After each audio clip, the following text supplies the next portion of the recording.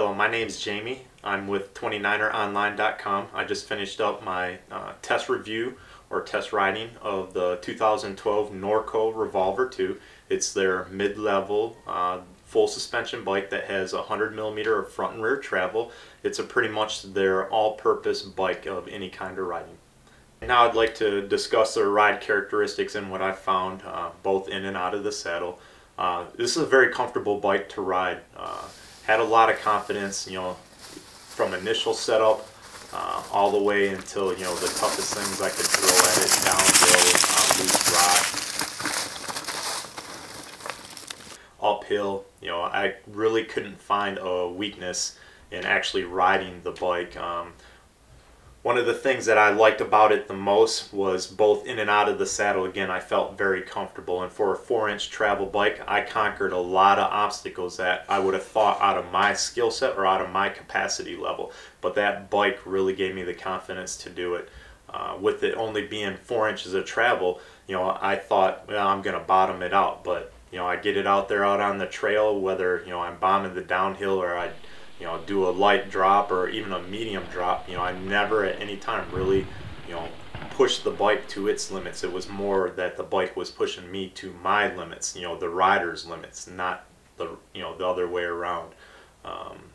One of the better things I found about the bike in particular that I liked was its its ability to corner.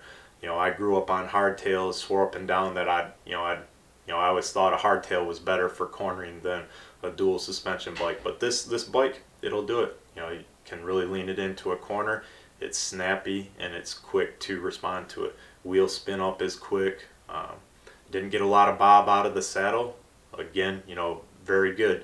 That's something very hard to eliminate from a dual suspension bike.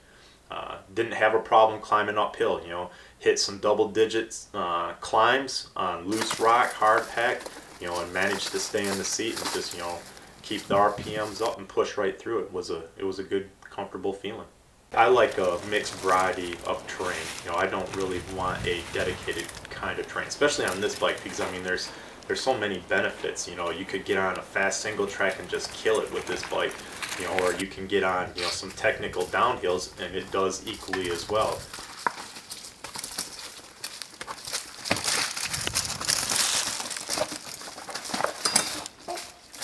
Climbs, they're not bad. I've always been leery, with 29ers climbing uphill. Now you're throwing me on a full suspension bike. I got to worry about bob.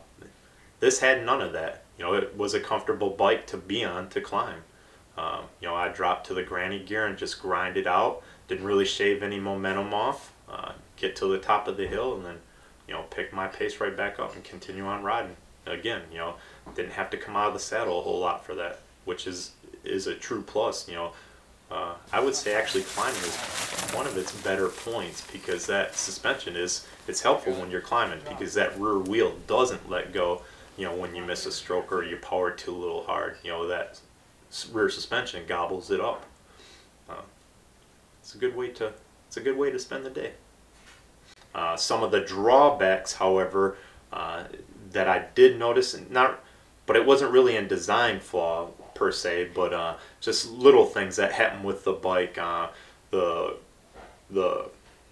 through axle on the rear, it detensioned on me twice on 2 separate rides, specifically after tensioning it up. Kind of minor, but significant, because I noticed wheel play. Another thing I had happen while riding the bike, did have the rear derailleur let go on one ride. It was a particularly fast downhill section, and then it had dropped off completely. Well, when we pulled it apart, come to find out the component that holds it there is an aluminum bolt. Aluminum being a soft metal, it made it difficult. We were able to get it back together, but again, the fact that it let go. The other drawback that I'm not a fan of is the tire selection, particularly that the company chose with the Slant 6. It's a dedicated, hard pack tire. For an all-around bike, probably not a good idea, because as an example, we rode today, wet, sloppy conditions. Not too many tires do well, but a Slant 6 does not do well in that condition at all. Specifically, you lose confidence trying to ride it.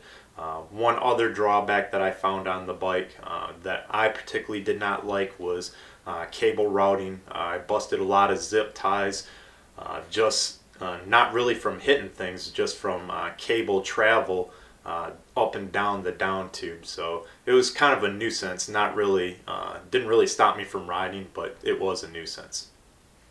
Who would you put on this bike? Again, the intermediate rider, somebody that has a little bit of riding experience under their belt. Might consider beginning rider only if I knew they were going to be a dedicated rider. If they were unsure about riding as a whole, then I wouldn't waste their time, because that's a lot of money to spend on something that you're not sure about. Intermediate rider, that's somebody that's been around the sport, ridden, knows what they're looking for. Maybe not a racer, but wants to go out and do a 5-6 hour ride. This is the bike that is going to benefit the rider the most. I wouldn't put your hardcore racer on this bike. The reason being is because the geometry on this particular bike, I believe it to be a little too slack for them. This can make you you don't have to be a tentative rider on this bike. This bike's going to pick up the slack for you. So I think you're a beginner to intermediate rider. In all honesty, your intermediate rider is going to benefit most from this bike. This bike will make him a better, or her, a better rider, but it's also going to be an enjoyable ride.